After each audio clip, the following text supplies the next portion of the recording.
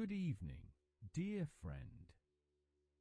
Come now, settle yourself gently into comfort and let the weight of the day fall away like leaves drifting softly to the ground in autumn.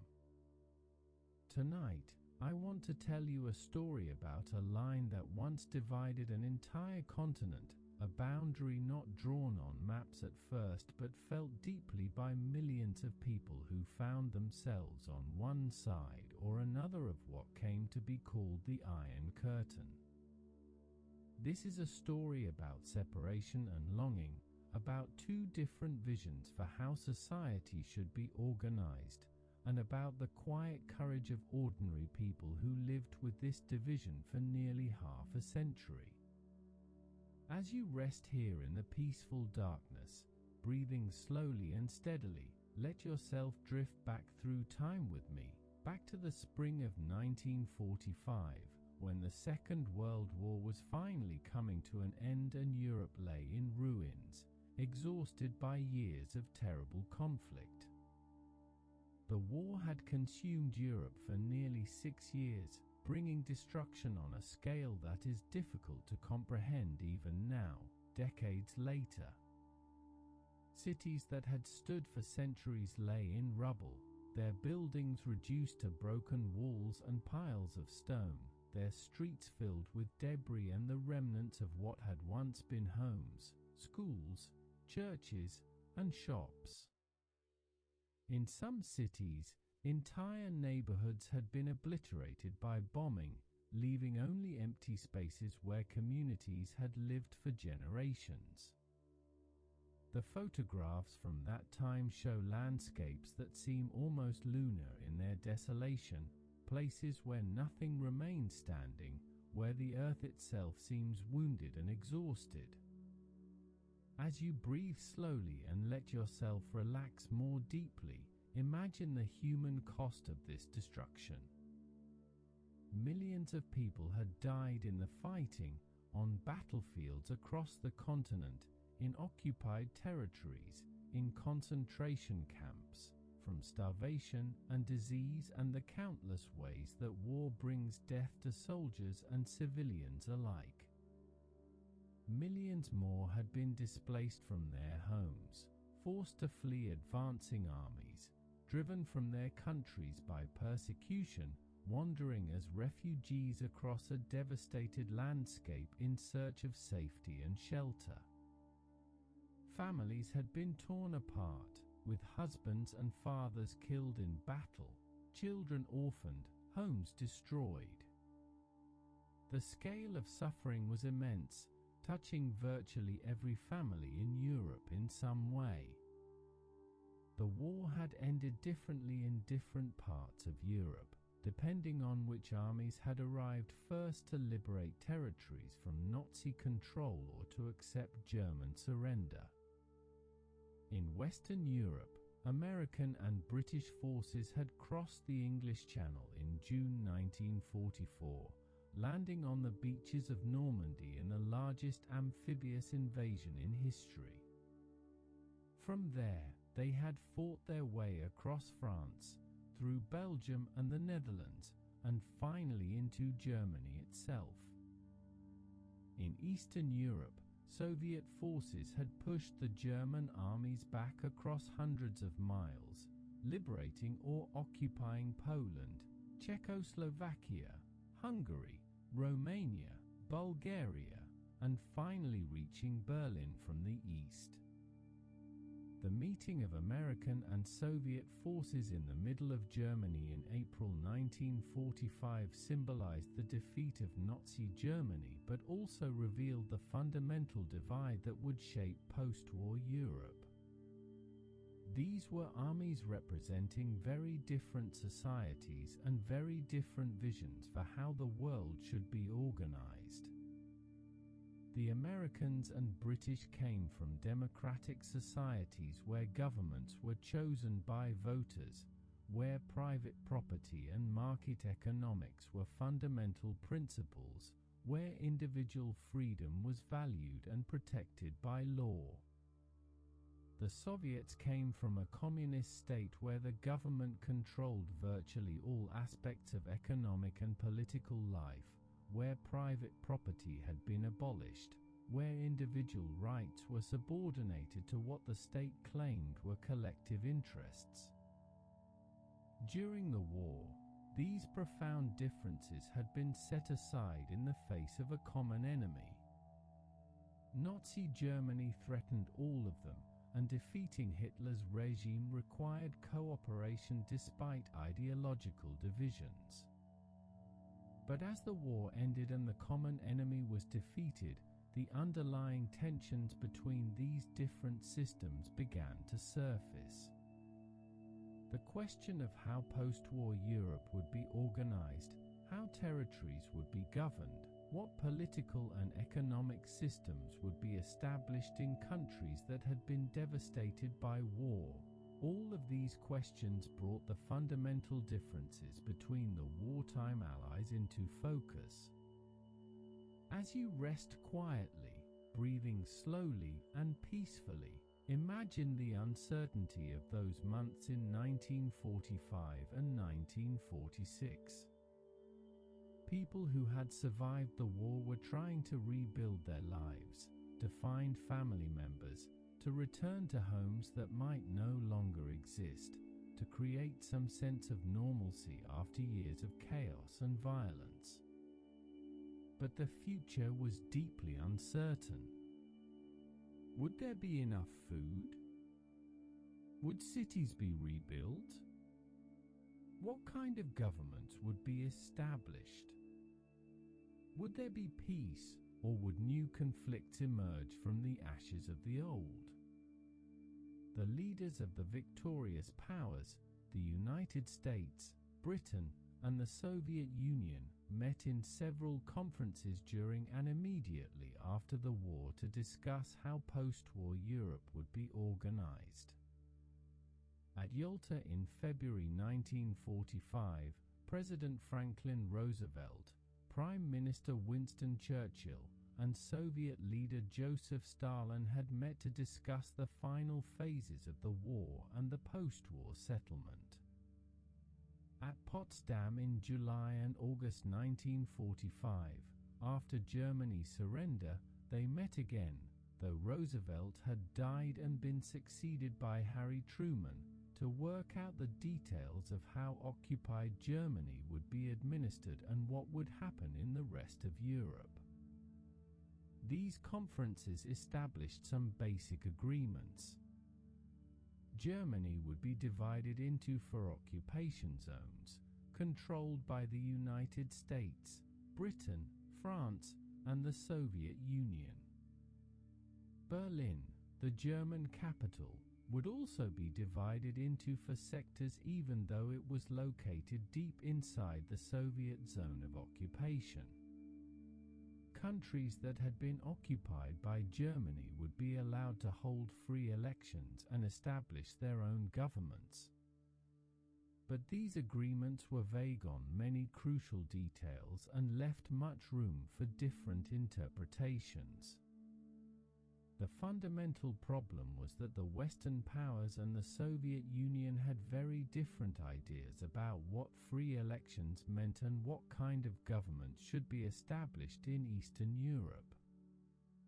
The Americans and British believed that countries should be allowed to choose their own governments through genuinely democratic elections where multiple parties could compete and where results reflected the people's actual choices. Stalin and the Soviet leadership believed that only communist governments would be truly friendly to the Soviet Union and that allowing genuinely free elections might produce governments hostile to Soviet interests.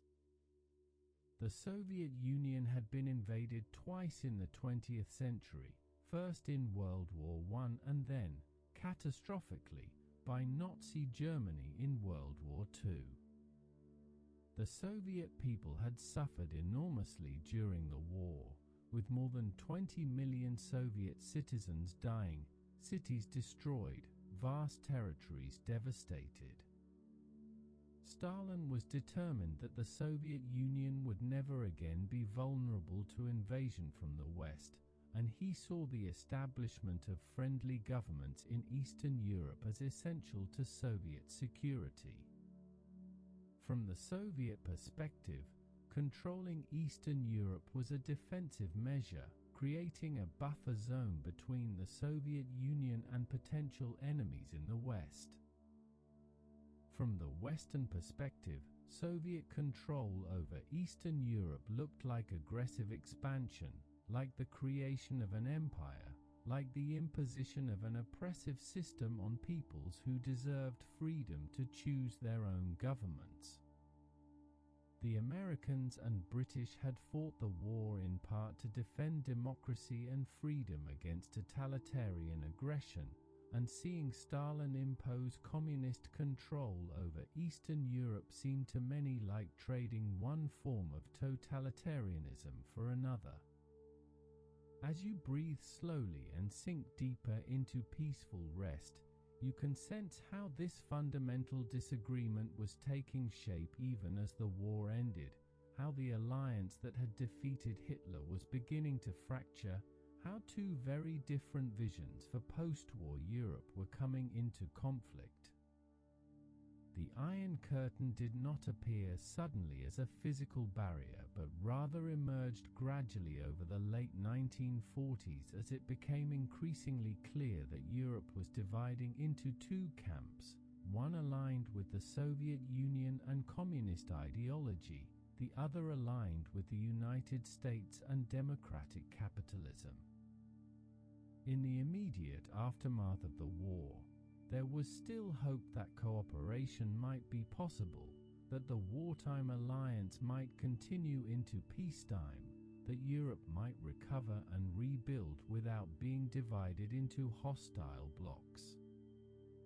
But events in Eastern Europe over the next few years would dash these hopes and make the division increasingly apparent and permanent. Soviet forces remained in the countries they had liberated, maintaining military presence and political influence.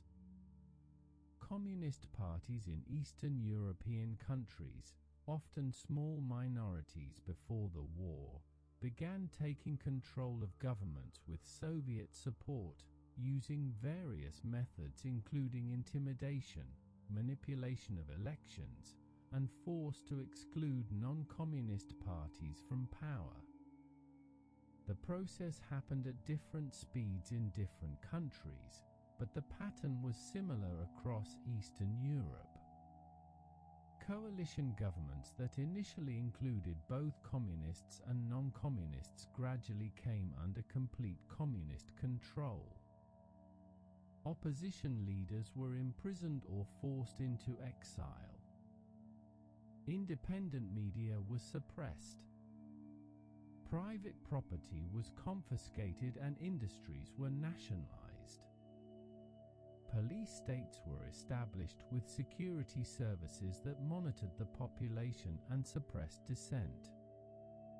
By 1948, communist governments controlled Poland, Czechoslovakia, Hungary, Romania, Bulgaria, Albania, and East Germany, all of them closely aligned with the Soviet Union and all of them organized along similar lines with command economies and one-party political systems.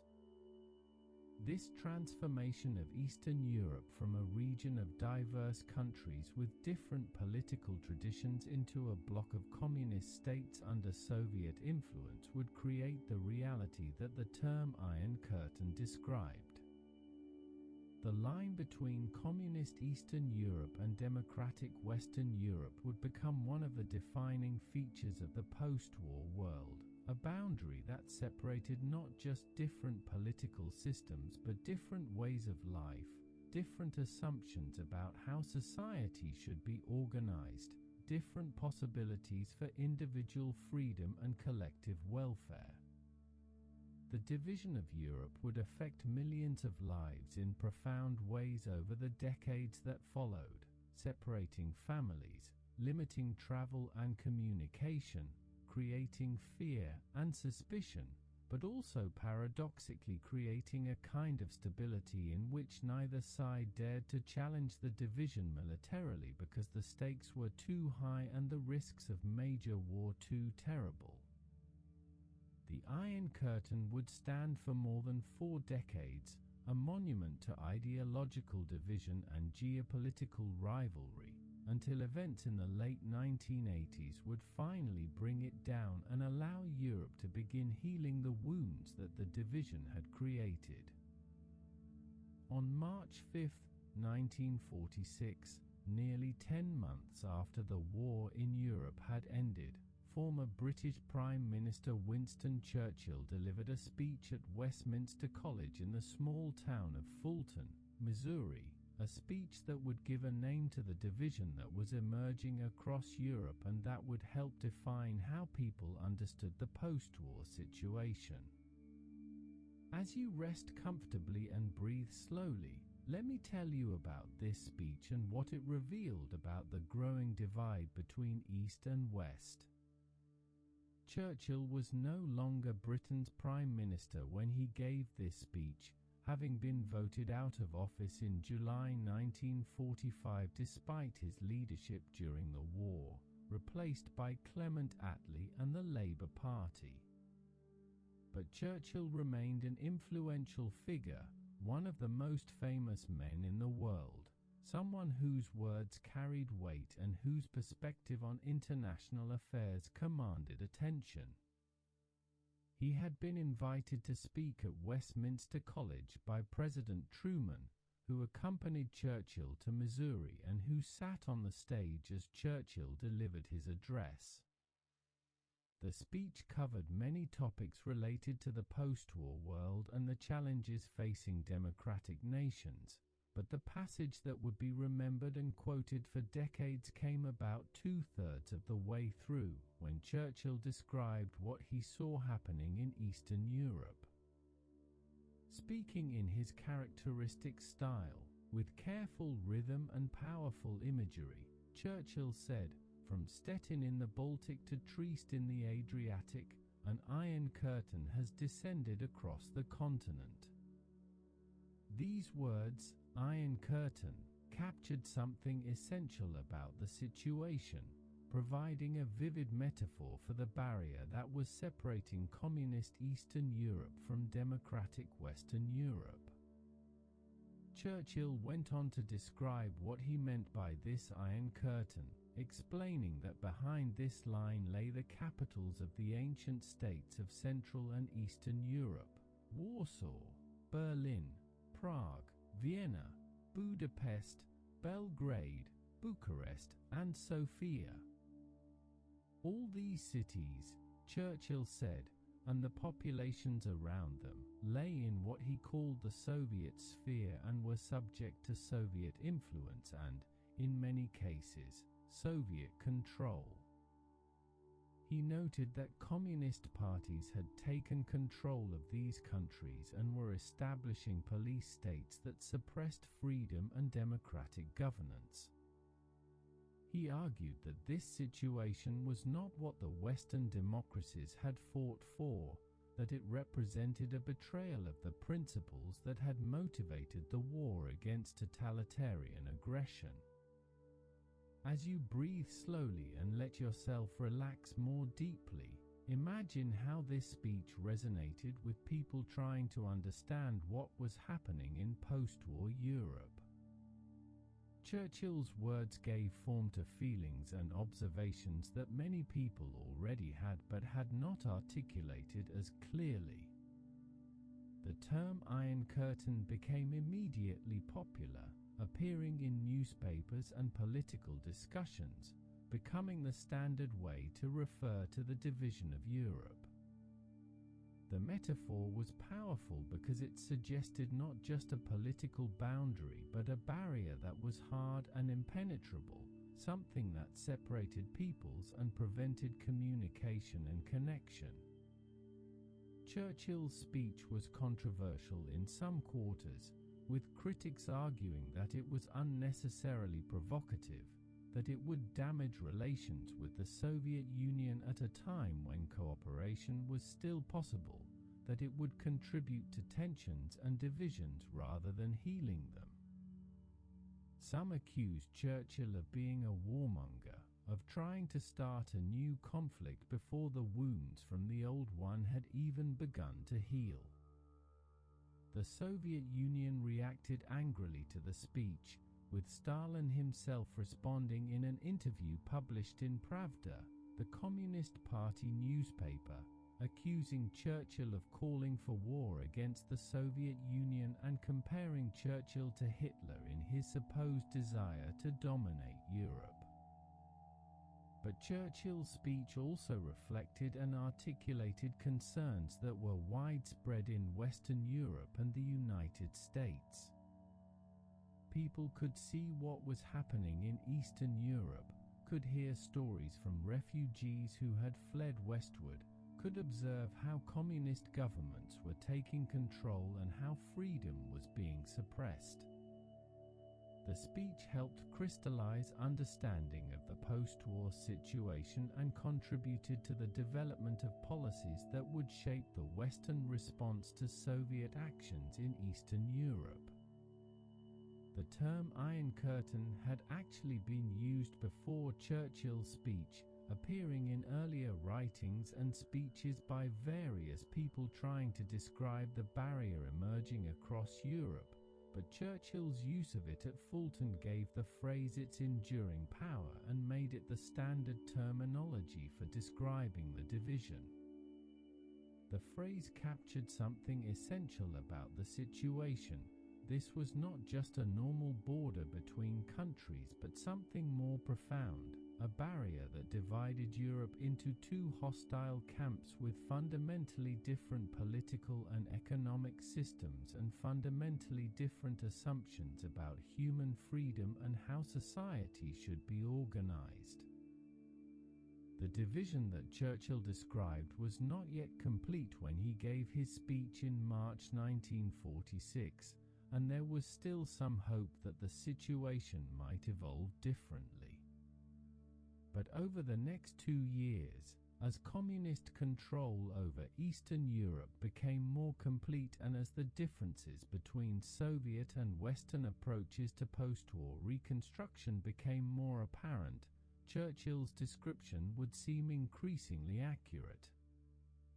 The Iron Curtain would become a reality, a line that divided Europe more thoroughly than any previous division in modern European history. Behind Churchill's speech lay deeper questions about the nature of the post-war world and about how democracies should respond to the expansion of communist control. Should the Western powers accept the division of Europe as an unfortunate but unalterable fact, a consequence of where armies happened to be when the war ended? Should they try to roll back communist control and liberate Eastern European countries from Soviet influence? Should they try to contain further Soviet expansion while accepting what had already occurred? These questions would shape Western policy for decades, informing the strategy that became known as containment, the attempt to prevent further communist expansion while not directly challenging Soviet control where it was already established. Churchill's speech also raised questions about the nature of security and about what measures were justified in the name of protecting national security. The Soviet Union argued that its control over Eastern Europe was defensive, necessary to protect Soviet security after the catastrophic experience of being invaded by Nazi Germany. The Western powers argued that true security could not be built on dominating other peoples, that lasting peace required respect for national sovereignty and for the right of peoples to choose their own governments. Both sides claimed to be acting in the name of security and peace, but they had profoundly different understandings of what those concepts meant. As you rest quietly in the peaceful darkness, breathing slowly and deeply, you can appreciate how Churchill's Iron Curtain speech marked a moment when the division of Europe was named and acknowledged, when the wartime alliance definitively gave way to post-war rivalry, when the Cold War that would dominate international politics for the next 4 decades began to take clear shape. The speech was both a description of reality and a warning about what that reality meant, an attempt to rally democratic nations to recognize the challenge they faced and to respond with unity and determination. The Iron Curtain that Churchill described would become more elaborate and more oppressive over the years that followed. Physical barriers would be erected along some borders, particularly the border between East and West Germany, and eventually through the heart of Berlin itself. Travel and communication across the curtain would be severely restricted, with most people on the eastern side unable to visit the west and with contact between people on opposite sides reduced to occasional letters carefully monitored by censors. The division would shape European politics, economics, and culture for more than 40 years, creating 2 Europes that developed separately and differently, growing more distinct as the years passed. But the Iron Curtain, for all its apparent solidity, would eventually fall, and when it did, the peoples of Eastern Europe would reclaim their freedom and their connections to the rest of Europe. Churchill lived to see the beginning of this process, though he died in 1965 before the most dramatic changes occurred. His speech at Fulton had helped name and define a reality that seemed permanent but that would eventually be overcome, demonstrating that even the most entrenched divisions can be healed and that the human desire for freedom and connection can ultimately triumph over ideological barriers and political control. No place symbolized the division of Europe more dramatically than Germany and its former capital, Berlin. As you breathe slowly and rest comfortably, let me tell you about how Germany became the frontier between East and West, a country divided against itself, and about how Berlin became a city cut in two by the boundaries of the Cold War. Germany had been the aggressor in World War II, the nation whose invasion of Poland in September 1939 had started the war, whose armies had conquered most of Europe before finally being defeated by the combined forces of the Allied powers. The question of what to do with defeated Germany was one of the most important and difficult questions facing the victors as the war ended. Germany had been the source of 2 catastrophic wars in the 20th century, World War I and World War II, and the Allied leaders were determined that Germany should never again pose such a threat to peace. At the wartime conferences at Yalta and Potsdam, the Allied leaders had agreed that Germany would be divided into 4 occupation zones, each controlled by one of the major Allied powers, the United States, Britain, France, and the Soviet Union. This division was initially intended to be temporary, a practical arrangement for administering a defeated country while determining what its ultimate fate would be. But as relations between the Soviet Union and the Western powers deteriorated, the division of Germany became more permanent, eventually creating 2 separate German states with different governments and different political and economic systems. The Soviet zone of occupation comprised the eastern portion of Germany, including areas that had been among the most heavily industrialized parts of pre-war Germany. The American, British, and French zones comprised western and southern Germany. Berlin, which was located more than 100 miles inside the Soviet zone, was also divided into 4 sectors, with each Allied power controlling one sector of the city.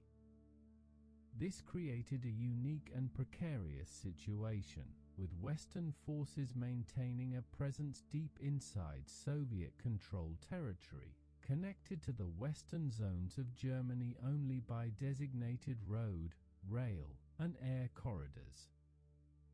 As you sink deeper into peaceful rest, imagine Berlin in the immediate post-war years, a city that had been devastated by Allied bombing and by the final battle as Soviet forces fought their way into the city in April and May of 1945.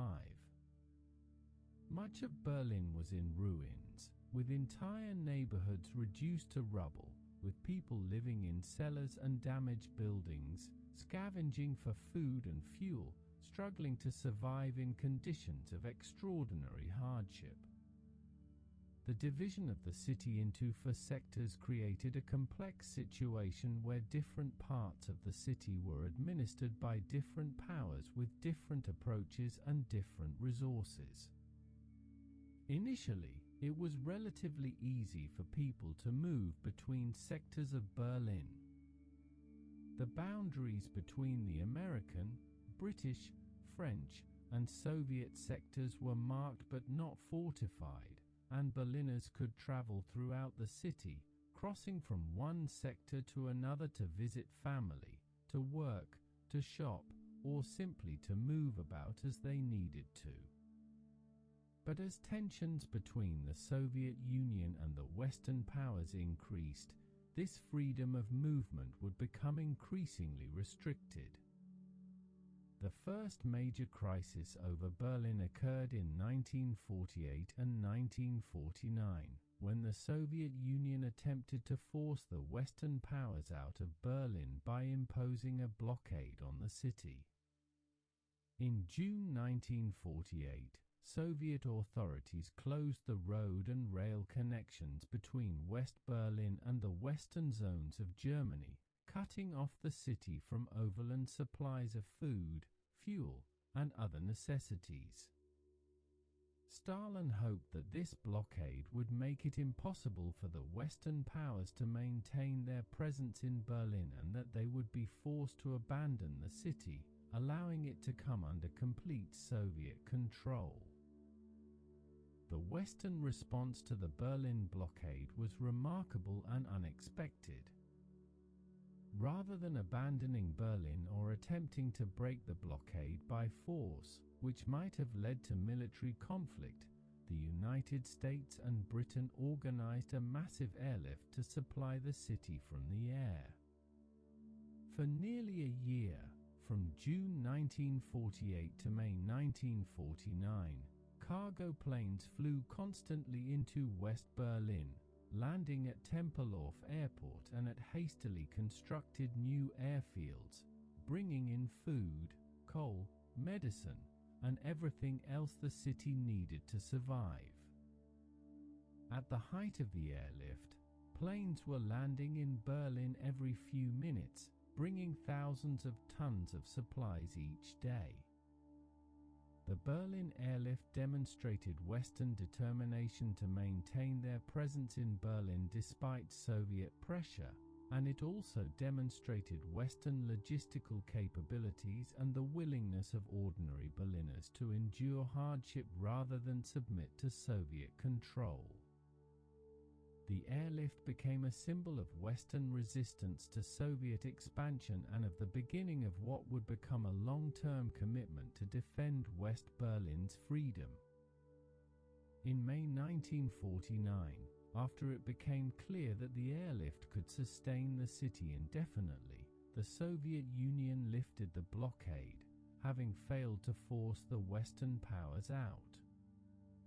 The Berlin crisis of 1948 and 49 coincided with the formal division of Germany into 2 separate states. In May 1949, the 3 Western occupation zones were combined to form the Federal Republic of Germany, commonly known as West Germany, with its capital initially in Bonn rather than Berlin. West Germany was established as a democratic state with a market economy, closely aligned with the United States and other Western democracies. In October 1949, the Soviet zone became the German Democratic Republic, commonly known as East Germany, with its capital in East Berlin. East Germany was established as a communist state with a centrally planned economy, closely aligned with the Soviet Union and organized on similar lines to other communist countries in Eastern Europe. As you breathe slowly and peacefully, you can understand how Germany's division reflected and embodied the larger division of Europe. What had been one country was now two countries with different governments, different economic systems, different international alignments, and increasingly different societies. Families that had lived in the same country now found themselves separated by a boundary that was difficult or impossible to cross. Cities and regions that had been economically integrated were now cut off from each other. Cultural and social connections that had existed for centuries were disrupted by political division. Berlin, divided into East and West sectors, became the most visible symbol of Germany's division. West Berlin was officially part of West Germany and was administered as an extension of the Western zones, though it remained geographically isolated deep inside East German territory. East Berlin became the capital of East Germany, the seat of the communist government that ruled the Eastern German state. But Berlin remained a single city in many ways, with people crossing between sectors, with economic connections maintained, with a shared history and culture that the political division could not immediately erase. This situation would persist through the 1950s, with Berlin serving as a point of contact and friction between East and West. West Berlin became a showcase for Western prosperity and freedom, deliberately built up and supported to demonstrate that democracy and capitalism could provide better lives than communism. East Berlin and East Germany tried to present themselves as the legitimate heir to German culture and history, but the comparison with the West was difficult, particularly as West Germany's economy recovered and began to flourish while East Germany struggled economically and politically. The division of Germany would be one of the most enduring consequences of World War II and the Cold War. Two German states would exist side by side for 41 years, from 1949 to 1990, developing separately, growing more distinct, creating different societies with different assumptions and different experiences. The story of how Germany was divided and how it was eventually reunited is one of the most remarkable chapters in European history, a story of separation and reconnect of divided families and wounded national identity, and ultimately of healing and restoration. Behind the Iron Curtain, in the countries that fell under Soviet influence after World War II, life was shaped by communist ideology and by the political and economic systems that the Soviet Union established in these countries. As you rest comfortably and breathe slowly, let me tell you about what daily life was like for the millions of people living in Eastern Europe during the decades of communist rule. The communist system that was established in Eastern Europe was based on the model that had been developed in the Soviet Union under Vladimir Lenin and Joseph Stalin. This system involved several key elements that fundamentally transformed how societies were organized and how people lived their lives. The first element was single-party political control, with communist parties holding a monopoly on political power and other parties either banned entirely or reduced to meaningless tokens that had no real influence.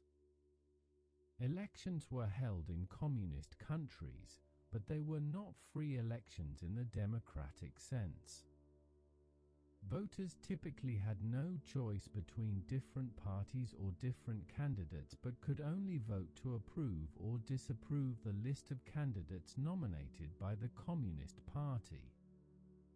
The second key element was centralized economic planning, with the state controlling all major industries, setting production targets, determining what would be produced and where, allocating resources, and setting prices.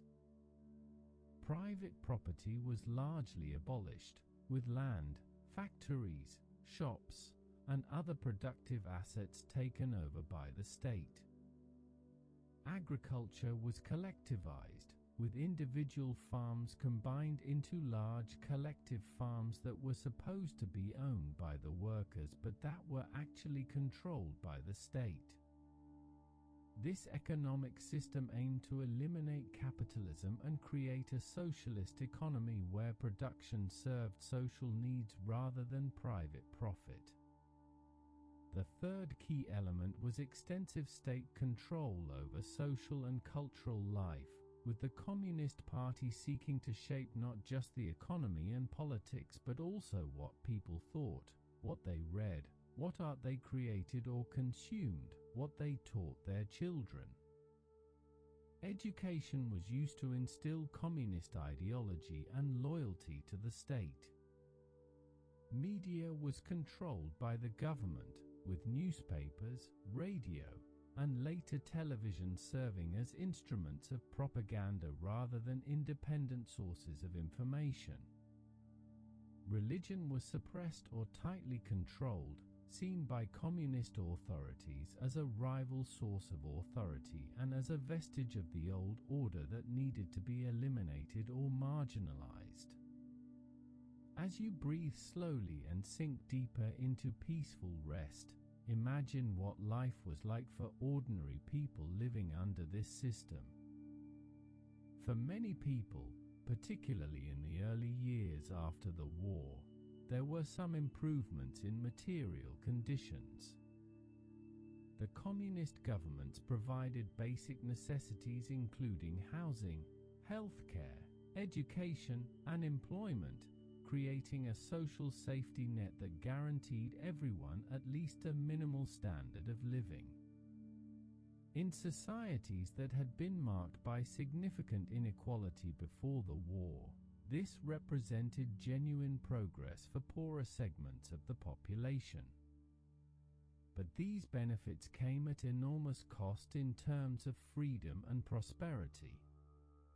The centrally planned economies proved inefficient and inflexible, unable to adapt to changing circumstances or to produce the variety and quality of goods that consumers wanted.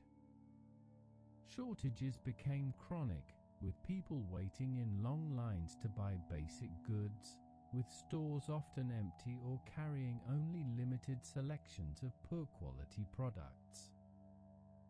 Housing was provided, but it was often cramped and of poor quality, with families living in small apartments with limited amenities, waiting years for better accommodations. Consumer goods that were common in the West were scarce or unavailable in the East, creating a visible and frustrating gap in living standards. Political freedom was severely restricted, with dissent suppressed by secret police forces that monitored the population, that encouraged people to inform on neighbors and colleagues, that arrested anyone who criticized the government or who was suspected of opposing communist rule. The secret police in different countries had different names: the Stasi in East Germany, the STB in Czechoslovakia, the AVH in Hungary, but they operated similarly, maintaining extensive networks of informants, conducting surveillance, intimidating and imprisoning dissidents. Living under this surveillance created an atmosphere of fear and distrust, where people had to be careful about what they said even in private, where friendships could be betrayed, where expressing doubt about the system could lead to arrest, loss of employment, or worse. Travel and communication with the West were severely restricted. Most people in Eastern Europe could not travel to Western countries except in rare cases and under strict supervision. Even travel within the communist bloc was controlled, with permissions required and movements monitored. This isolation cut people off from family members who lived in the West, from cultural and intellectual developments, from the prosperity and freedom that existed beyond the Iron Curtain. Letters to and from the West were censored, with authorities reading mail to check for subversive content or information that might be dangerous to reveal. Despite these restrictions and hardships, people in Eastern Europe found ways to maintain their dignity, to preserve their culture and traditions, to create meaning and connection in their lives. Families remained strong, with multiple generations living together and supporting each other. Religion persisted despite official suppression, with churches becoming centers of resistance and community.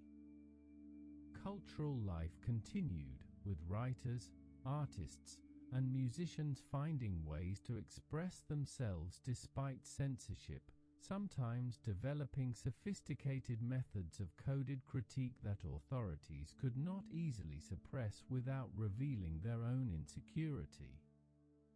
As you rest quietly in the peaceful darkness, breathing slowly and deeply, you can appreciate the complexity of life under communism, how it mixed real achievements in providing basic security with profound failures in respecting human freedom and dignity. Some people genuinely believed in communist ideology and supported the system, seeing it as preferable to the capitalism and inequality of the West, believing that despite its problems, communism represented progress toward a more just society. Others opposed the system but had to hide their opposition, living double lives where they conformed outwardly while maintaining private beliefs and hopes for change. Still others simply tried to navigate the system as best they could, focusing on their families and immediate concerns rather than on politics. The experience varied among different Eastern European countries, with some communist governments being somewhat less repressive than others. Yugoslavia under Josip Broz Tito maintained independence from the Soviet Union and developed a less centralized form of communism that allowed somewhat more freedom than in other Eastern Bloc countries. Poland maintained a stronger religious tradition than other communist countries, with the Catholic Church remaining a powerful institution that the communist government could not fully control. But even in the relatively less repressive countries, life was still constrained by the fundamental characteristics of communist rule: the single-party system, the controlled economy, the limited freedom. The people of Eastern Europe did not passively accept communist rule, and periodically there were uprisings and protests that challenged the system, as we will explore in later segments. But for the most part, daily life involved accommodation to the system, finding ways to live within its constraints while preserving something of personal freedom and dignity in private life, in family relationships, in cultural activities that the state could not entirely control. On the other side of the Iron Curtain, in Western Europe, life during the Cold War developed very differently, shaped by democratic political systems, market economies, and alignment with the United States. As you breathe slowly and rest comfortably, let me tell you about how Western Europeans experienced these decades of division and what it meant to live in the democratic half of a divided continent. Western Europe emerged from World War II devastated but not occupied by a foreign power, exhausted but maintaining its political traditions and freedoms. The countries of Western Europe, Britain, France, the Netherlands, Belgium, Denmark, Norway, Italy, and others, were democracies before the war, and they remained democracies after it, maintaining political systems where multiple parties competed in free elections, where governments were accountable to voters, where freedom of speech, press, and assembly were protected, where courts operated independently of political control. The economic recovery of Western Europe in the years after the war was one of the remarkable success stories of the 20th century. The devastation that had seemed overwhelming in 1945 gave way to reconstruction and growth that eventually produced prosperity exceeding pre-war levels. This recovery was aided significantly by the Marshall Plan, a massive American aid program announced in June 1947 that provided billions of dollars to help European countries rebuild their economies. The Marshall Plan reflected American recognition that European recovery was important not just for humanitarian reasons but also for strategic reasons, as prosperous and stable democracies would be more resistant to communist influence. The Marshall Plan aid helped Western European countries rebuild infrastructure, restart industries, and modernize their economies. Roads and railways were repaired or replaced. Factories were rebuilt and re-equipped with modern machinery. Agricultural production recovered and increased. As reconstruction progressed through the late 1940s and into the 1950s, Western European economies began to grow rapidly, with living standards rising steadily and unemployment falling. This period of rapid economic growth would continue through the 1950s and 60s, a time that is sometimes called the Golden Age of capitalism, when Western economies flourished and when ordinary people experienced improvements in their material conditions that were unprecedented in history. As you sink deeper into peaceful rest, imagine life in Western Europe during these years of recovery and growth. People who had survived the war and its immediate aftermath of shortage and hardship gradually found conditions improving. Food became more plentiful, with rationing ending and variety returning to markets and shops. Housing construction accelerated, providing people with better places to live.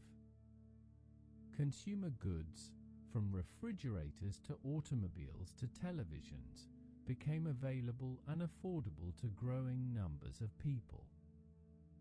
The welfare states that many Western European countries developed provided healthcare, education, unemployment insurance, and pensions, creating systems of social support that protected people from the worst consequences of market fluctuations and personal misfortune. Political life in Western Europe was vibrant and contentious, with parties of the left and right competing for power, with newspapers and broadcasters providing diverse perspectives, with citizens free to criticize their governments and to organize to promote change. Communist parties existed in some Western European countries, particularly in France and Italy, where they had significant popular support, but they operated within democratic systems and never gained enough support to take control of government. The Cold War created tensions and fears in Western Europe, concerns about Soviet intentions and about whether the American commitment to defend Europe was reliable, but it did not create the kind of police state atmosphere that characterized the East. Western Europe's recovery and prosperity stood in sharp contrast to conditions in Eastern Europe, and this contrast became one of the most powerful elements of the Cold War competition. The Iron Curtain divided Europe not just politically but economically, creating a visible gap in living standards that undermined communist claims that their system was superior to capitalism. West Berlin, the democratic enclave deep inside communist East Germany, was deliberately built up as a showcase for Western prosperity, with modern buildings, vibrant cultural life, and consumer abundance that contrasted dramatically with the grimmer conditions in East Berlin just across the sector boundary. But life in Western Europe during the Cold War was not without its own challenges and anxieties. The threat of Soviet aggression hung over the continent, with the massive Soviet military forces stationed in Eastern Europe representing a potential threat to Western security. The North Atlantic Treaty Organization, NATO, was established in 1949 as a defensive alliance linking the United States, Canada, and Western European countries in a commitment to collective defense, with all members pledging to treat an attack on any member as an attack on all. NATO provided Western Europe with a security guarantee backed by American military power, including nuclear weapons, but it also meant that Western Europe became a front line in the Cold War confrontation. The presence of American military forces in Western Europe, the deployment of nuclear weapons on European soil, the strategy of nuclear deterrence that was supposed to prevent Soviet attack but that also made Europe a potential nuclear battlefield, all of these created tensions and debates within Western European societies. Peace movements emerged, particularly in the 1980s, protesting nuclear weapons and calling for different approaches to security. Some Western Europeans worried about being caught between the superpowers, about their countries becoming battlegrounds if the Cold War ever turned hot. As you breathe slowly and peacefully, you can appreciate how life in Western Europe during the Cold War combined prosperity and freedom with underlying anxieties about security and about the nuclear age. Most Western Europeans valued their democratic systems and their growing prosperity, supported the alliance with the United States even when they disagreed with specific American policies, and generally believed that their way of life was worth defending against communist expansion. But there were also doubts and concerns, debates about how to balance security with independence, about whether confrontation or engagement with the East was the better approach, about whether the division of Europe was inevitable or whether bridges could be built across the Iron Curtain.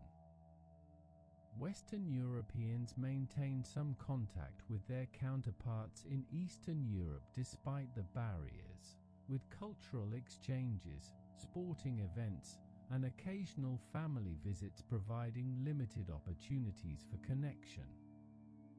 But these contacts were constrained by the political division and by the difficulties of travel and communication across the Iron Curtain. The sense of living in a divided continent, of having cousins and colleagues and fellow Europeans who lived under a different system with different freedoms and opportunities, was part of the Western European experience of the Cold War. The Iron Curtain was not just a metaphor but became a physical reality along the borders between Eastern and Western Europe, where barriers were erected, guards were stationed, and crossing was dangerous or impossible for most people. As you rest comfortably and breathe slowly, let me tell you about these borders and about the human cost of Europe's division. The border between East and West Germany became the most fortified frontier in the world, a barrier that stretched for nearly 900 miles from the Baltic Sea in the north to the border with Czechoslovakia in the south.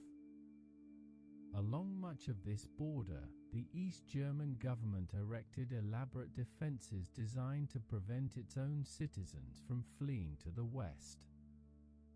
These defenses included multiple fences, with the first fence set back from the actual border and a second, taller fence closer to West German territory. Between these fences was a cleared area known as the Death Strip, where mines were planted, where guard dogs patrolled, where watchtowers provided guards with views of anyone attempting to cross. The border fortifications were designed on the assumption that East German citizens would try to escape to the west, and they were intended to make escape impossible or nearly so.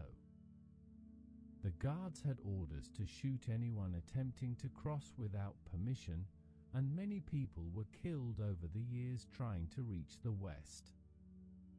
The number who died trying to cross the inner German border is estimated at several hundred, though exact numbers are difficult to determine because East German authorities concealed information about border deaths and because some bodies were never recovered. The Czechoslovak border with West Germany and Austria was similarly fortified, though perhaps not quite as elaborately as the East German border. The borders between Hungary and Austria, between Hungary and Yugoslavia, and between other Eastern European countries and the West were also controlled and guarded, though with varying levels of fortification. The common thread was that these were borders designed not to keep enemies out but to keep citizens in, to prevent the population of communist countries from fleeing to freedom in the West. As you breathe slowly and let yourself relax more deeply, imagine what it meant for people to live near these borders, to see fortifications designed to imprison them, to know that attempting to cross would likely mean death. The borders were a visible reminder of the lack of freedom in communist countries, a physical manifestation of systems that required force to keep people from leaving. Families that had been divided by where the borders were drawn found themselves separated by barriers they could not cross, unable to visit each other, reduced to occasional letters and rare approved visits under strict supervision. The checkpoints where crossing was officially permitted became scenes of careful scrutiny and tension. At Checkpoint Charlie, the most famous crossing point between East and West Berlin, guards examined papers meticulously, searching vehicles, questioning travelers, watching for any sign that someone was attempting to escape or to carry forbidden materials across the border. Western visitors to East Berlin had to exchange currency at official rates that were unfavorable, had to declare what they were bringing in and taking out, had to submit to searches and interrogation. East Germans who had permission to visit the West, which was granted only to trusted individuals and usually only under circumstances where the government believed they would return, knew that they were being watched and that any suspicious behavior might mean trouble for them and their families. Some people did succeed in escaping across the borders despite the fortifications and the guards. They dug tunnels under the border fences, they hid in vehicles crossing at checkpoints, they cut through fences at night hoping to reach the West before guards could shoot them, they swam across rivers or sailed across the Baltic Sea. Each successful escape required careful planning, tremendous courage, and often significant luck. The stories of successful escapes became legendary, celebrated in the West as demonstrations of the human desire for freedom and as indictments of systems that required such elaborate measures to prevent their citizens from leaving. But for every successful escape, there were others that failed, that ended in arrest, imprisonment, or death. The East German secret police, the Stasi, maintained extensive efforts to prevent escapes, recruiting informants among people's friends and family, monitoring suspected escape plans, and ruthlessly punishing those who were caught. Families of people who escaped were sometimes punished, losing jobs or opportunities, being treated as suspect because their relatives had fled. The price of attempting escape was high, which deterred many people from trying, but which also meant that those who did attempt it were desperately determined to reach freedom. The division of Europe also affected smaller-scale human connections and movements. People who had fled Eastern Europe during or after the war found themselves unable to return to visit family or the places where they had grown up. Families were divided, with some members in the East and others in the West, sometimes able to exchange letters but unable to see each other for decades. Marriages between people from different sides of the Iron Curtain were difficult or impossible to arrange. Students and scholars who wanted to study or work in both parts of Europe found their movements restricted. The free movement of people that had characterized much of European history was replaced by rigid control and separation. As you rest quietly in the peaceful darkness, breathing slowly and deeply, you can sense the sadness of this separation, the loneliness of people cut off from family, the frustration of living in a system that treated its own citizens as prisoners. The human cost of the Iron Curtain was measured not just in those who died trying to cross, but in the millions whose lives were constrained by the division, who could not pursue opportunities, who could not maintain connections, who lived with the knowledge that a large part of Europe was closed to them for political reasons that had little to do with their own choices or desires. The borders and checkpoints stood as monuments to the failure of communism to win people's voluntary support, as admissions that the system could only survive by force and coercion. In the West, the borders reinforced commitment to democracy and freedom, creating a sense that the Western system was worth defending precisely because it did not need walls and guns to keep its people from leaving. The contrast between the open borders within Western Europe and among Western European countries and the United States, and the closed borders of the East, became one of the most powerful symbols of the difference between the two systems. Despite the extensive controls and repression in Eastern Europe, people behind the Iron Curtain did not simply accept communist rule, and periodically there were uprisings and protests that challenged Soviet domination and that demonstrated the courage of people fighting for freedom. As you breathe slowly and rest comfortably, let me tell you about some of these uprisings and what they revealed about life under communism. The first major uprising occurred in East Germany in June 1953, just 4 years after the communist government had been established. The immediate cause of the uprising was the government's decision to increase work quotas for factory workers without increasing wages, effectively reducing workers' income at a time when living standards were already difficult.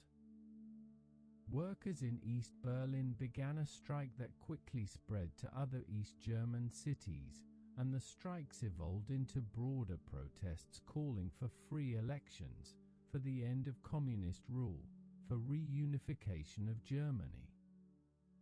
The protests brought hundreds of thousands of people into the streets, demonstrating against the government, calling for changes that went far beyond the work quota issue that had sparked the initial strikes. The East German government was unable to control the protests with its own police forces and called on Soviet military forces to intervene. Soviet tanks rolled through East German cities, confronting protesters, and Soviet troops fired on crowds, killing dozens of people and arresting thousands.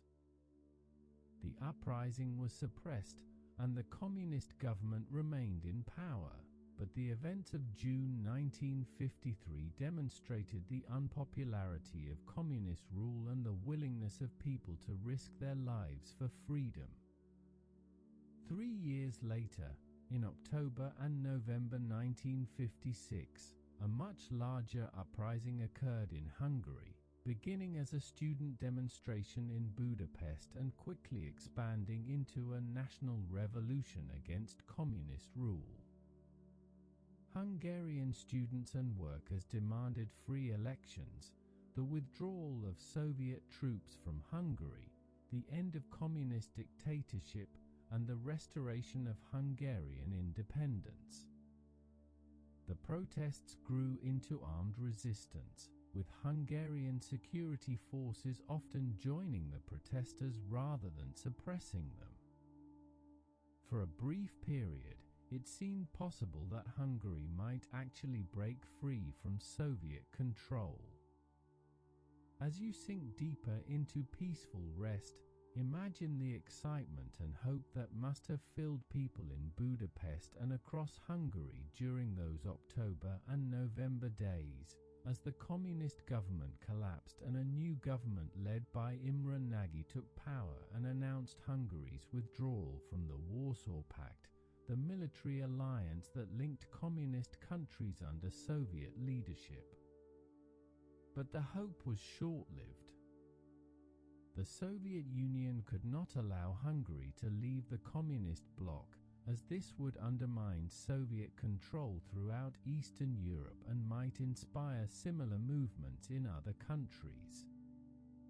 In early November 1956, Soviet forces invaded Hungary in massive strength, with thousands of tanks and troops crushing the resistance. The fighting was intense, particularly in Budapest, where Hungarian fighters used whatever weapons they could find to resist Soviet forces. Thousands of Hungarians were killed and nearly 200,000 fled the country, crossing into Austria as refugees. Imre Nagy and other leaders of the uprising were arrested and later executed. A new pro-Soviet government was installed, and Hungary returned to firm communist control. The Hungarian uprising was a tragedy, but it was also a demonstration of courage and a moment that revealed the nature of Soviet domination. The Soviet Union maintained control over Eastern Europe not because people wanted communist rule, but because Soviet military force was willing to crush resistance. The West watched the Hungarian uprising with sympathy but did not intervene militarily, recognizing that direct confrontation with Soviet forces might lead to a larger war that no one wanted. In August 1968, another uprising occurred, this time in Czechoslovakia, where a reform-minded communist leader named Alexander Dubček had come to power and had begun implementing changes that became known as the Prague Spring. Dubček's reforms included relaxing censorship, allowing more freedom of speech and assembly, permitting some political pluralism within the communist system, and creating what he called socialism with a human face. These reforms were popular with the Czech and Slovak people and raised hopes that communism might evolve into something more humane and democratic. But the Soviet leadership under Leonid Brezhnev viewed Dubček's reforms as dangerous, threatening the foundations of communist control and potentially inspiring similar demands in other Eastern European countries. In August 1968, Soviet forces, along with troops from other Warsaw Pact countries except Romania, invaded Czechoslovakia, occupying the country and forcing the reversal of the reforms. Czech and Slovak people resisted non-violently, with protests and demonstrations, with radio stations broadcasting even as Soviet troops tried to shut them down, with widespread passive resistance. But ultimately the Soviet military occupation could not be resisted, and Czechoslovakia returned to orthodox communist rule. These uprisings in East Germany, Hungary, and Czechoslovakia followed a pattern. In each case, people demonstrated their desire for freedom and for changes in the communist system. In each case, when the existing government could not suppress the protests, the Soviet Union intervened militarily to crush the resistance and restore communist control. The uprisings revealed both the courage of people fighting for freedom and the brutal reality that Soviet power would not permit any Eastern European country to break free from communist rule. As you breathe slowly and peacefully, you can appreciate how these uprisings shaped people's understanding of life under communism and of the possibilities for change. The failures taught people that armed resistance against Soviet power was futile, that the Soviet Union would use whatever force was necessary to maintain control. But the uprisings also demonstrated that resistance was possible, that people would not forever accept oppression, that the desire for freedom was powerful and persistent even in the face of overwhelming force. In later years, resistance in Eastern Europe would take different forms, less confrontational and more subtle. In Poland, the solidarity movement that emerged in 1980 showed that workers could organize independently of the communist government and could build a broad-based social movement that eventually challenged communist control. In Czechoslovakia, dissidents like Václav Havel wrote essays and organized petitions calling for human rights and for living in truth rather than accepting the lies of communist propaganda. These forms of resistance did not immediately overthrow communist rule, but they preserved hope, maintained alternative visions of society, and prepared the ground for the changes that would eventually come. On August 13, 1961, the division of Europe gained its most visible and dramatic symbol when the East German government, with Soviet approval, began construction of the Berlin Wall, a physical barrier that would divide Berlin for the next 28 years. As you rest comfortably and breathe slowly, let me tell you about the Berlin Wall and what it meant for the people of Berlin and for the world. By 1961, the division of Berlin between East and West had existed for 16 years, but people could still move relatively freely between the sectors. The border between East and West Berlin was marked, but it was not sealed, and East Berliners regularly crossed into West Berlin for work, shopping, or simply to visit. This freedom of movement was deeply problematic for the East German government because it allowed people to compare conditions in East and West Berlin directly, and the comparison was not favorable to the East. West Berlin was prosperous, with rebuilt streets and buildings, with shops full of goods, with opportunities for work and advancement, with cultural life and political freedom.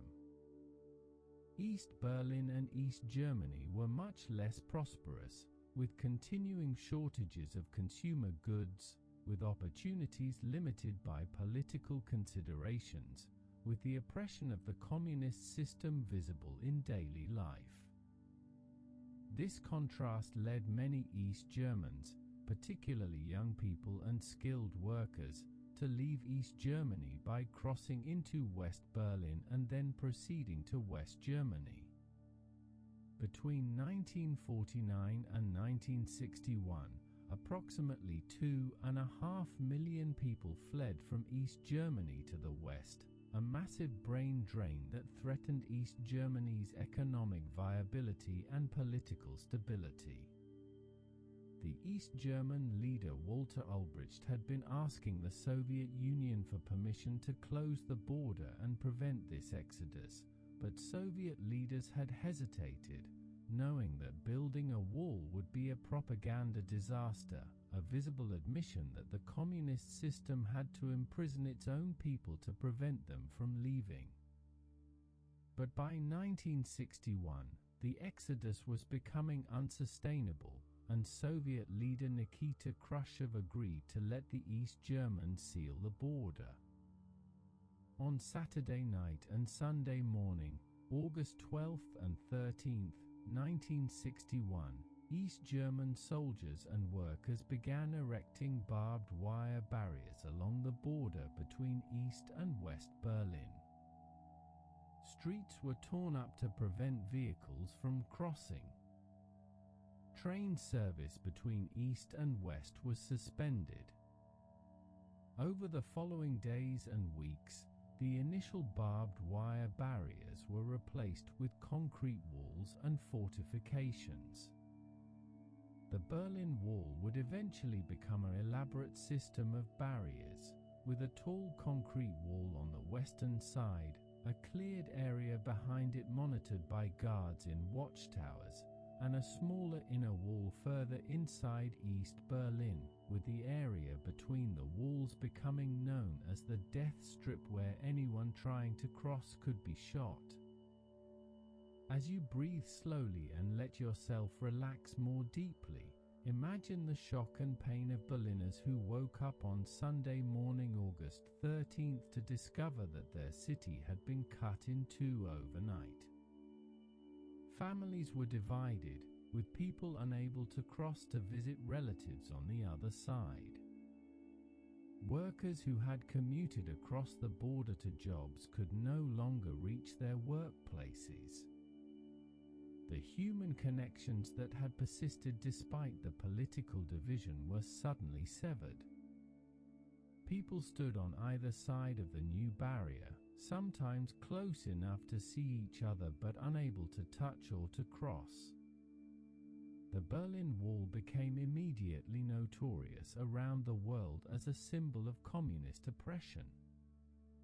Western leaders denounced it as a wall of shame, as evidence that communism could only survive by imprisoning its own people.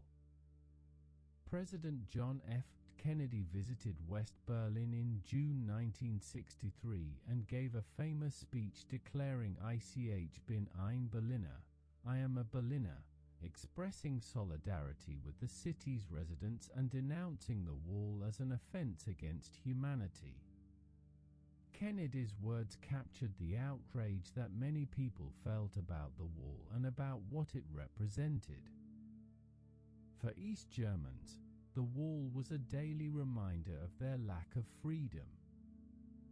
The city they lived in was divided, with the prosperous and free West visible but unreachable beyond the barrier. Some people did attempt to escape over or under the wall, using various ingenious methods including tunnels, hot air balloons, hiding in vehicles crossing checkpoints, even ramming through border barriers with heavy vehicles.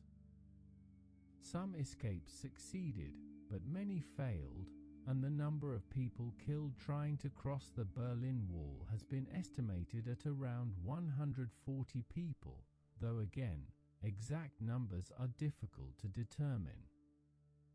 The wall became a site of memorial and remembrance, with crosses placed on the western side to commemorate those who had died trying to cross.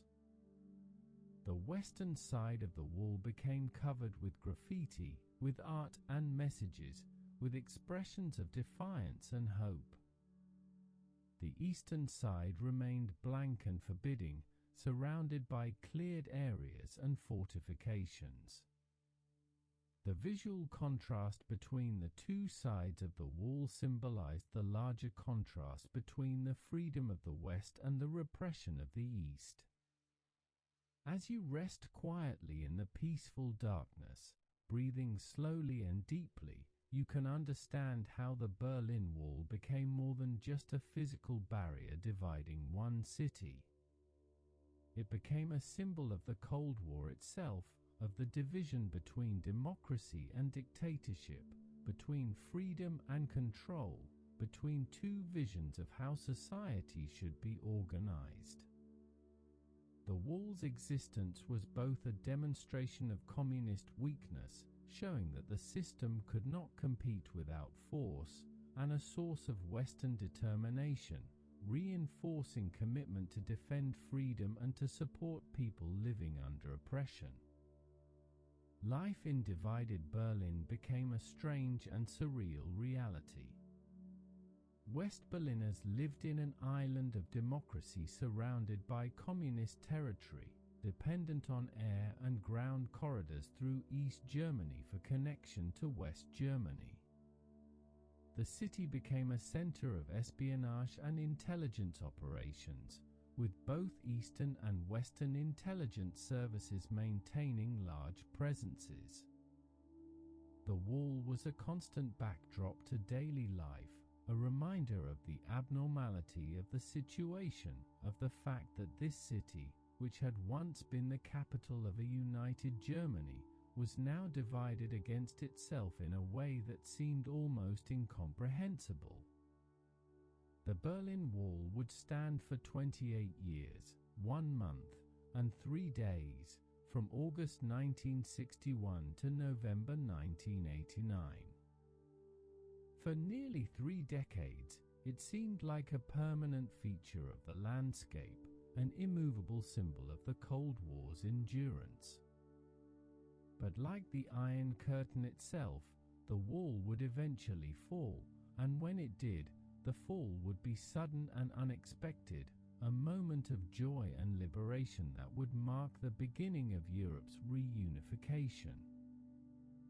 Through the 1970s and into the 1980s, despite the apparent permanence of the Iron Curtain and despite the continued strong-arm control that the Soviet Union maintained over Eastern Europe, forces were at work that would eventually undermine communist control and lead to the dramatic changes of 1989 and 1990.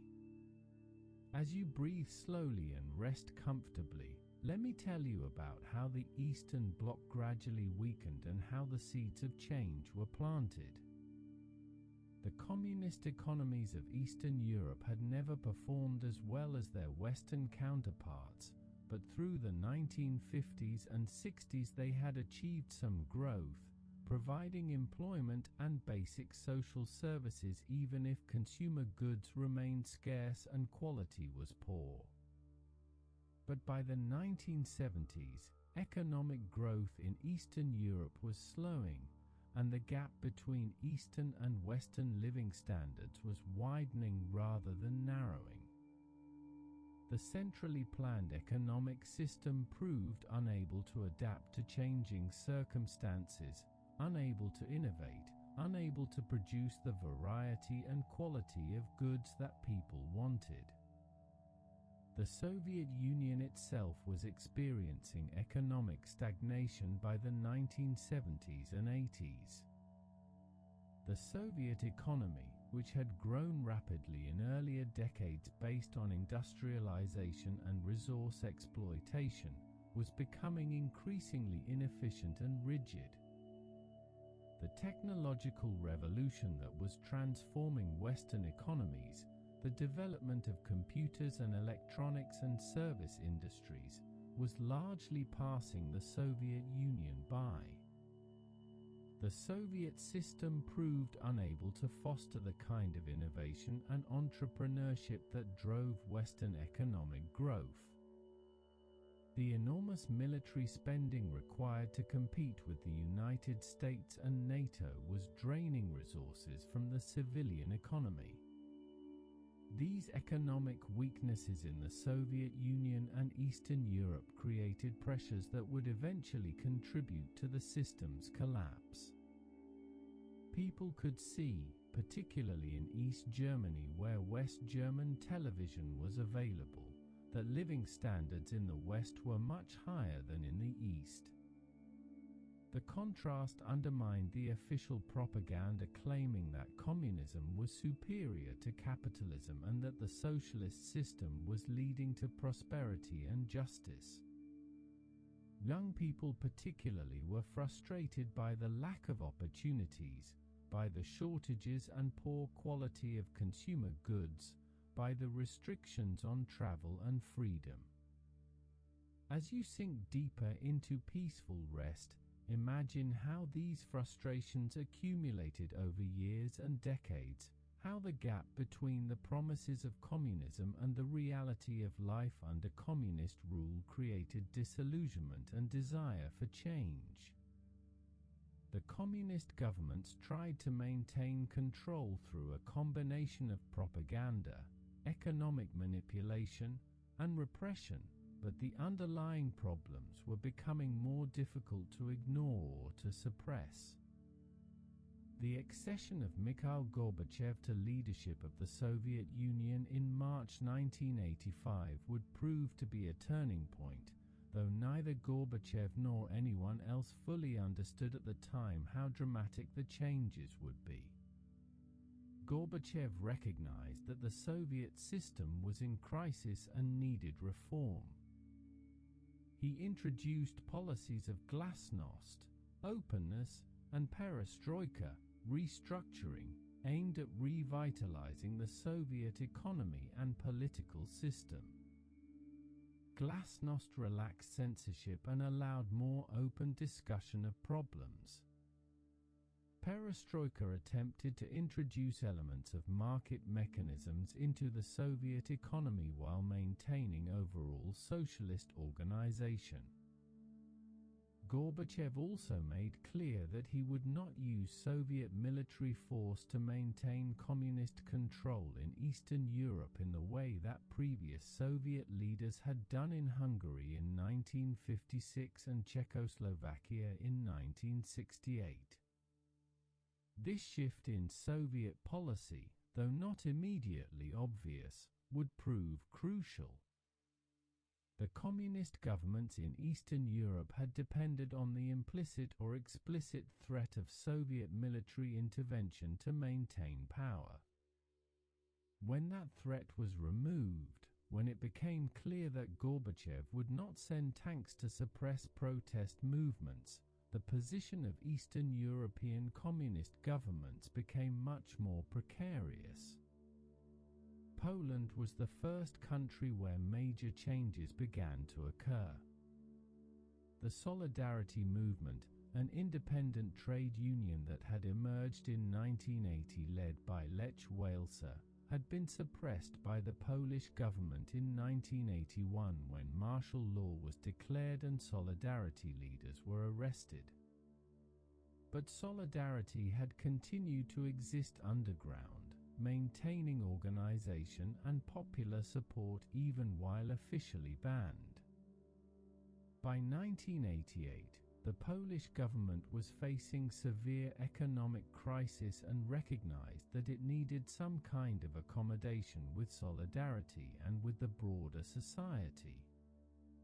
Negotiations between the Polish government and Solidarity led to an agreement in April 1989 to hold partially free elections in June. These elections, The first partially free elections in Eastern Europe since the communist takeovers resulted in a dramatic victory for Solidarity, which won virtually every seat it was allowed to contest. The results demonstrated the overwhelming unpopularity of communist rule and led to the formation of a Solidarity-led government in August 1989, the first non-communist government in Eastern Europe since the 1940s. The changes in Poland inspired and encouraged people in other Eastern European countries who were similarly frustrated with communist rule. In Hungary, the communist government began implementing reforms, including opening the border with Austria in May 1989. This opening had dramatic consequences, as East Germans began traveling to Hungary and then crossing into Austria on their way to West Germany, using Hungary as an escape route from East Germany.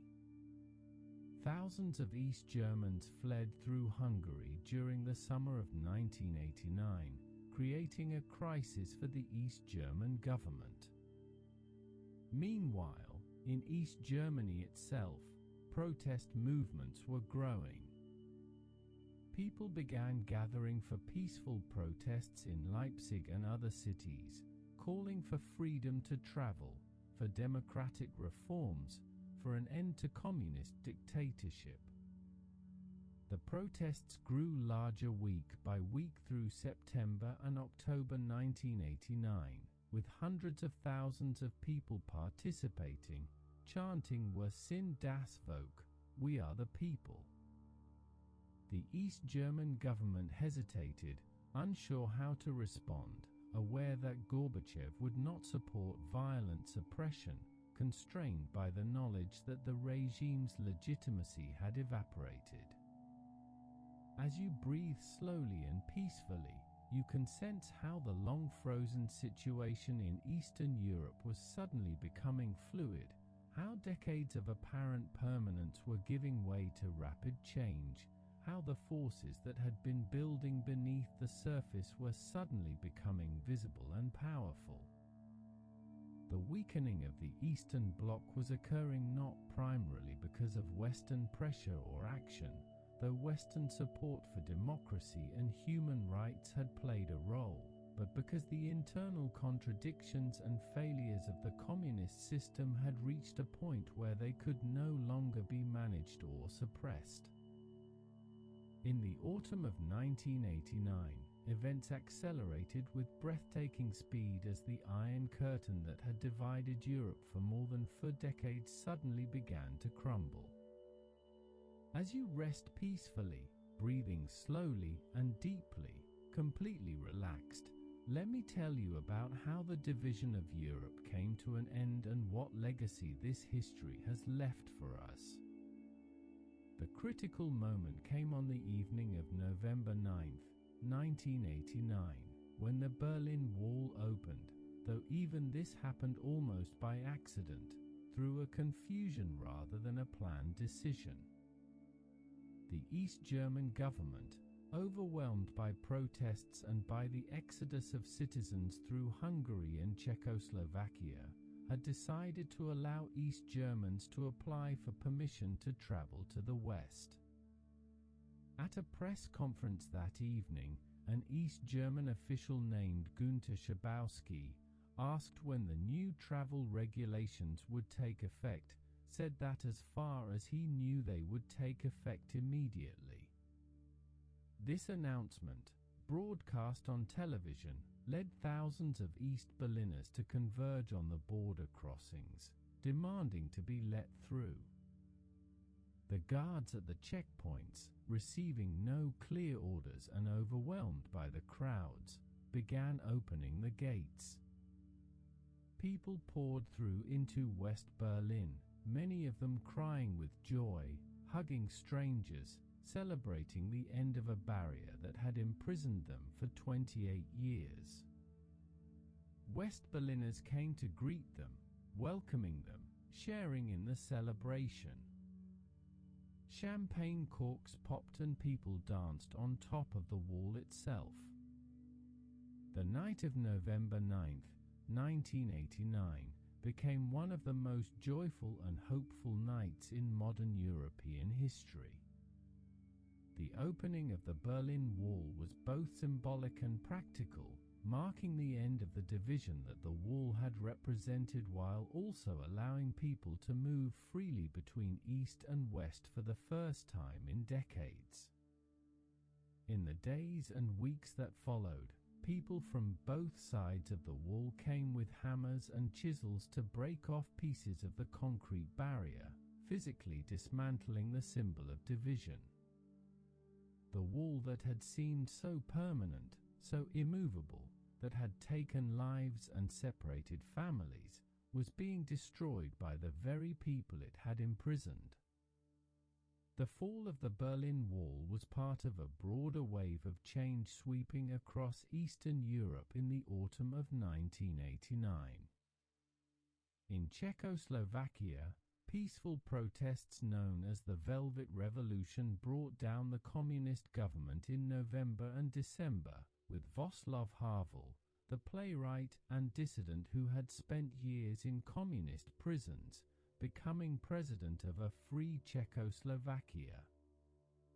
In Bulgaria and Romania, communist governments also fell, though in Romania the fall was violent, with the dictator Nicolae Ceausescu and his wife being executed on Christmas Day 1989 after a brief trial. As you breathe slowly and deeply, sinking into peaceful rest, you can appreciate the remarkable nature of these changes. The Iron Curtain that had seemed permanent, the division that had defined Europe for more than 4 decades, the system that had controlled millions of lives and that had seemed unshakable, all of this dissolved in a matter of months. The speed of the collapse surprised everyone, including the people who participated in it, including Western governments that had based their policies on the assumption that the division of Europe would endure indefinitely. The fall of the Iron Curtain was followed by the reunification of Germany, which occurred on October 3, 1990, less than a year after the wall opened.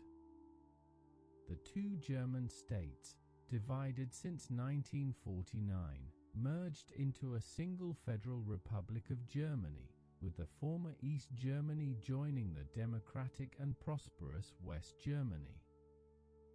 Reunification brought joy and hope, but also significant challenges, as the process of integrating 2 societies that had developed separately for 40 years proved difficult and expensive. But Germany overcame these challenges and emerged as a strong, united, democratic nation at the heart of Europe. The collapse of communist control in Eastern Europe was followed by the dissolution of the Soviet Union itself in December 1991, when the union of 15 republics that had existed since the 1920s broke apart into independent countries. Russia emerged as the largest successor state, but 14 other nations also became independent, including Ukraine, Belarus, and the Baltic states of Estonia, Latvia, and Lithuania. The end of the Soviet Union marked the definitive end of the Cold War, the conclusion of the great ideological struggle between communism and democracy that had shaped the second half of the 20th century. The legacy of the Iron Curtain continues to shape Europe and the world even decades after its fall. The countries of Eastern Europe that emerged from communist control faced the enormous challenge of building democratic institutions, market economies, and civil societies after decades of communist rule. The transition was difficult, with economic hardship, political instability, and social dislocation affecting millions of people. Some countries made the transition more successfully than others, with Poland, Czech Republic, Estonia, and several others eventually joining the European Union and NATO and establishing themselves as stable democracies. Other countries struggled more, with democratic development remaining incomplete and economic progress uneven. The physical traces of the Iron Curtain have largely disappeared. The Berlin Wall was demolished, with only small preserved sections remaining as memorials. The border fortifications between East and West Germany were removed, and the inner German border became an ordinary border between German states and then ceased to exist at all when Germany reunified. The barbed wire and watchtowers along other Eastern European borders came down. But the psychological and economic legacies of the division remain visible. Parts of Eastern Europe still lag behind Western Europe economically, though the gap has narrowed significantly. The memory of life under communism influences how people in these countries think about politics and economics and about the value of freedom and democracy. The fall of the Iron Curtain demonstrated that even the most entrenched political divisions can be overcome, that systems that seem permanent can change, that people's desire for freedom and dignity can ultimately prevail over oppression and control. The peaceful nature of most of the revolutions of 1989 showed that change can occur without catastrophic violence, that societies can transform themselves through courage and organization rather than through force. The role of ordinary people in bringing down communist governments, through protests and demonstrations, through moral witness and civic courage, testified to the power of civil society and popular movements to shape history. As you rest in deep peace now, breathing slowly and steadily, completely relaxed and comfortable, you can reflect on this history of division and reunification, of separation and reconnection, of a continent that was torn in two and then healed. The Iron Curtain was a reality for millions of people, shaping their lives, limiting their opportunities, creating fear and sadness and longing. Its fall brought joy and hope and new possibilities, allowing families to reunite, allowing people to travel freely, allowing Europe to begin recovering from the wounds that decades of division had created. The story of the Iron Curtain reminds us that political systems and ideological divisions that seem permanent are not inevitable, that change is possible even when it seems impossible, that human freedom and connection are powerful forces that can ultimately overcome barriers and restrictions. It reminds us to value the freedom we have, to recognize that democracy and human rights are precious achievements that require constant defense and renewal. And it reminds us that history is made not just by leaders and governments, but by ordinary people who dare to hope for something better, who work for change even when success seems unlikely, who maintain their dignity and their humanity even under oppression. Sleep well now, dear friend, knowing that the Iron Curtain belongs to history, that the division it represented has been overcome, that Europe has been reunified, and that the millions who lived under communist control have regained their freedom. Rest peacefully, understanding that you have learned about one of the 20th century's most significant chapters, about how a political line divided millions of lives for decades and how its fall changed the modern world. Tomorrow you will wake refreshed, carrying this knowledge with you, but tonight there is only peace, only rest, only the gentle embrace of sleep. The night holds you safely. The story is complete, and you can rest knowing that the Iron Curtain that once divided Europe has fallen, that walls can come down, that divided peoples can reunite, and that freedom, though sometimes denied, ultimately prevails. Sleep now in comfort and peace.